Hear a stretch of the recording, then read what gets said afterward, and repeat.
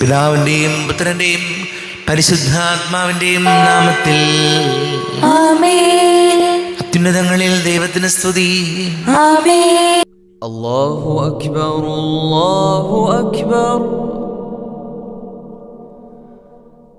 അല്ലാഹു അക്ബർ,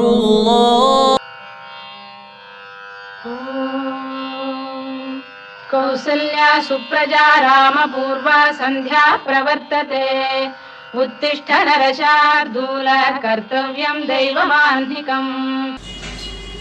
ഞാൻ ലോകത്തെ കാണുന്നത് ഇങ്ങനെയാണ്. എല്ലാ ശബ്ദവും ശ്രവിച്ചുകൊണ്ട് ജീവിതം മുന്നോട്ട് പോകുന്നു.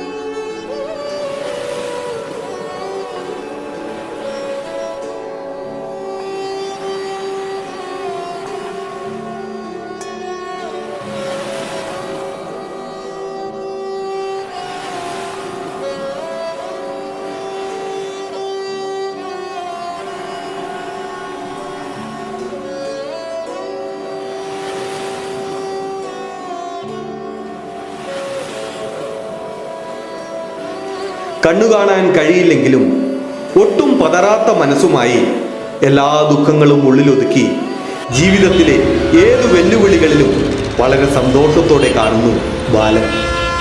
ബാലനെ നിങ്ങൾക്ക് എവിടെയും കാണാം.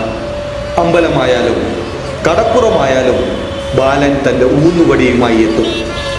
ചിലർ ബാലനെ അവജ്ഞയോടെ കാണും, മറ്റു ചിലർ പരിഹസിക്കും. പലപ്പോഴും കുട്ടികളാണ് തുണയായി എത്തുന്നത്.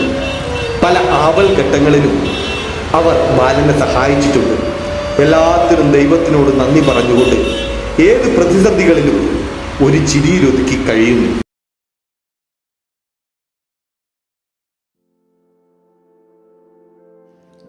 അവസാനം അത് സംഭവിച്ചു. അദ്ദേഹത്തിന് കാഴ്ച കിട്ടി.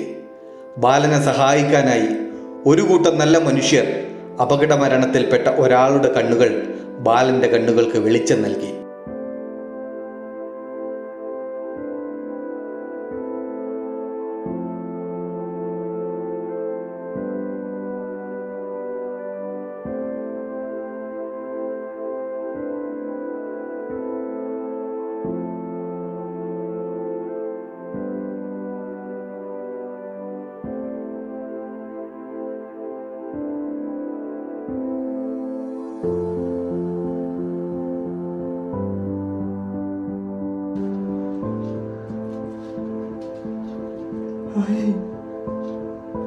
എനിക്കത് കാഴ്ച കിട്ടി.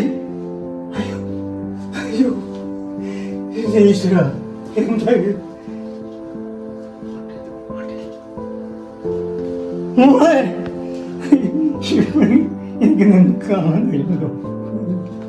കാഴ്ച ലഭിച്ചതിനു ശേഷം ബാലേട്ടൻ തൻ്റെ ബാക്കിയുള്ള ജീവിതം കണ്ണു കാണാത്തവർക്ക് വേണ്ടി ഒഴിഞ്ഞു വെച്ചിരിക്കുന്നു. എന്താണ് ഇവിടെ? ഞാൻ ഇവിടെ എൻ്റെ മുമ്പിൽ ഒരുപാട് ആൾക്കാർ കാഴ്ചയില്ലാത്തവരുണ്ട്. ഓക്കെ, കണ്ടില്ലേ? ഇനി എൻ്റെ ജീവിതം മുഴുവൻ ഇവരുടെ ഇങ്ങനെയുള്ള വ്യക്തികളുടെ സുഖസൗകര്യങ്ങൾക്കും അവരുടെ ആവശ്യത്തിന് വേണ്ടി ഒഴിഞ്ഞു വെക്കാൻ ഉദ്ദേശിക്കുകയാണ് ഞാൻ. ബാലേട്ടൻ നല്ല മനസ്സിൽ നന്നായി. എന്തായാലും ഒരു മിനിറ്റ് ഞാൻ ഇവരോട് 2-3 ക്വസ്റ്റ്യൻസ് ചോദിച്ചോടെ? ശരി. ഹലോ അമ്മേ, നമസ്കാരം. ഇവിടെ എങ്ങനെ എത്തിപ്പെട്ടത്? എന്താ ചെയ്യപ്പൊ ഇനി ഇങ്ങനെ ജീവിച്ചിട്ടുള്ള കാര്യം ആരും ഇല്ലാണ്ട് ഇങ്ങനെ ഭൂമിക്ക് ഭാരമായിട്ട് വല്ല കാര്യമുണ്ടോ ജീവിക്കാൻ?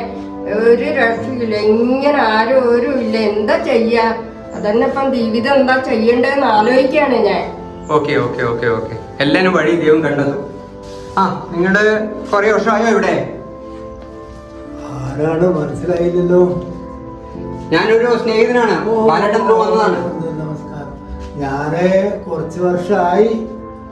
മുമ്പേ ഒരു 10-20 കൊല്ലം മുമ്പേക്ക് കാഴ്ചകളൊക്കെ ഉണ്ടായിരുന്നു. പിന്നെ മെല്ലെ അത് കാഴ്ച നഷ്ടപ്പെട്ടു. ഇപ്പം ഒന്നും കാണാൻ പറ്റില്ല.